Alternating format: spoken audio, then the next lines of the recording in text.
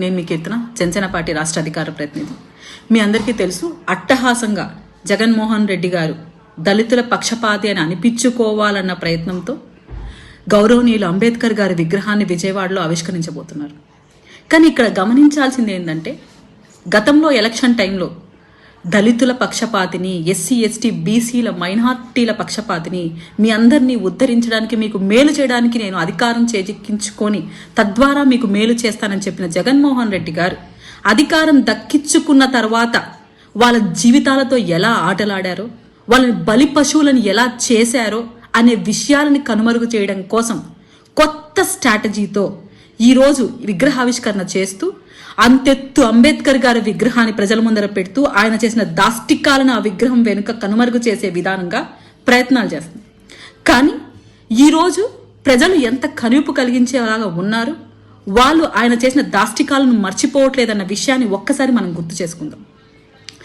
ఒక్కొక్క మహిళ ఈరోజు బలైపోతూ ఉంటే, రాష్ట్రంలో మిస్ అయిపోతూ ఉంటే, తన క్యాడర్ చేత అన్యాయంగా ఇబ్బందులు పడుతూ అఘాయిత్యాలకు గురైపోతూ, దాంట్లో అత్యధిక శాతం మహిళలు దళితులై ఏటేటా వాళ్ళ శాతం పెరిగిపోతూ 40% పైగా అఘాయిత్యాలు జరుగుతూ రాష్ట్రాలన్నింటిలో కల్లా ఏపీనే ముందంజలో ఉంది క్రైమ్లో అని చెప్తూ ఉన్న, నిమ్మకు నీరెత్తినట్టు ఉండి అరాకొరా జరుగుతుంటే ఆగిత్యం చెయ్యాలా అనే మహిళా మంత్రులు, మహిళా హోమ్ మినిస్టర్లని తన కంచుకోటలో పెట్టుకొని వాళ్ళ చేత వాగిస్తూ తను కూడా నోరు జారే ఆ మాట అని ఈరోజు మహిళా పక్షపాతిగా, దళితుల పక్షపాతిగా ఏ విధమైన న్యాయం చేశాడో జగన్మోహన్ రెడ్డి గారు చెప్పాలి. అలాగే విదేశీ విద్యకు దూరం చేసి, ఈవెన్ అంబేద్కర్ గారి పేరును కూడా తీసేసి తన పేరును పెట్టుకొని ఏ విధంగా అంబేద్కర్ గారి ఆశయాలను ప్రజల్లోకి తీసుకుపోతున్నారో, ఈరోజు ఆ బిడ్డలు చదువుకోలేని స్థితిలో ఉంటే ఈరోజు మీరు 400 కోట్లు విగ్రహానికి కేటాయించారు, సంతోషం. కానీ అదే బిడ్డలు చదువులకి 150 కోట్లు ఎందుకు కేటాయించడానికి మీకు మనసు రాలేదో, ఏ విధంగా మీరు దళిత బడుగు బలహీన వర్గాల పక్షపాతో కూడా ఒక్కసారి గుర్తు చేస్తాను.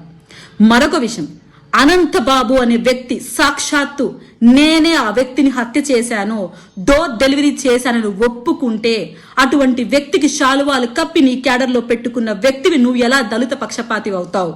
అన్యాయంగా ఆ ఆడబిడ్డ భర్తని కోల్పోయి ఆమె బాధపడుతుంటే ఆమెకు న్యాయం చేయకుండా నీ క్యాడర్ని కాపాడుకునే ప్రయత్నం చేసిన నువ్వెలా దళిత పక్షపాతి అవుతావు? ఒకసారి చెప్పండి జగన్మోహన్ రెడ్డి గారు.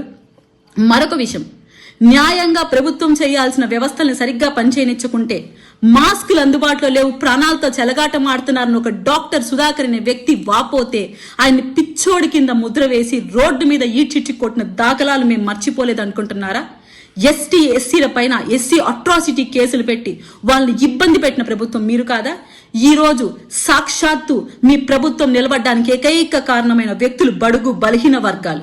వాళ్ళు మీకున్న పెద్ద ఓట్ బ్యాంక్, వాళ్ళను వాడుకొని వాళ్ళ ఓట్ బ్యాంక్ యూటిలైజ్ చేసుకొని ఈరోజు ఒక విగ్రహం రూపంలో ఏదైతే అంబేద్కర్ గారి ఆశయాల్ని పక్కన పెట్టి కులాల మధ్య చిచ్చులు పెట్టి కుల ప్రస్తావన తేకుండానే కులాలను వాడుకొని కుమ్ములాటలు చేసిన మీ ప్రభుత్వ తీరుని మర్చిపోతారనుకుంటున్నారా? వాళ్ళకు కేటాయించాల్సిన నిధుల్ని డైవర్ట్ చేస్తూ, వాళ్ళ కార్పొరేషన్ నిర్వీర్యం చేస్తూ, నామమాత్ర పదవుల్లో వాళ్ళని కూర్చోబెట్టి, ఒకవేళ పెద్ద పదవులు వాళ్ళకు కట్టబెట్టినా పవర్ మీ కంట్రోల్లో పెట్టుకొని వాళ్ళని ఆటాడించిన మీ తీరుని వాళ్ళు మర్చిపోతారనుకుంటున్నారా? అంబేద్కర్ గారంటే ఒక మహనీయుడు. ఆయన ఆశయ సాధకులుగా బడుగు బలహీన వర్గాలకు న్యాయం చేయాల్సిన ప్రభుత్వం అందించాల్సిన మీరు ఆయన విగ్రహం చాటున ఇన్ని అరాచకాలు చేసి ఒక విగ్రహం పెట్టి వాళ్ళ మన్ననలు పొందుతామంటే ప్రజలేమన్నా వెర్రోలు అనుకుంటున్నారా? జగన్మోహన్ రెడ్డి గారు, మీ క్యాడర్ ఏమన్నా వెర్రి పుష్పాలను మమ్మల్ని చేయాలనుకుంటే మీరు వెర్రోలు అవుతారు.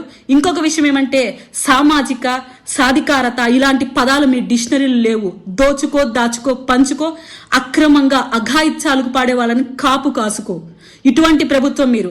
అంబేద్కర్ ఆశయ సాధకులను చెప్పుకుంటూ మీరు సిగ్గులేని నీతిమాలిన చర్యలను ప్రజలు మర్చిపోకుండా ఉండరు.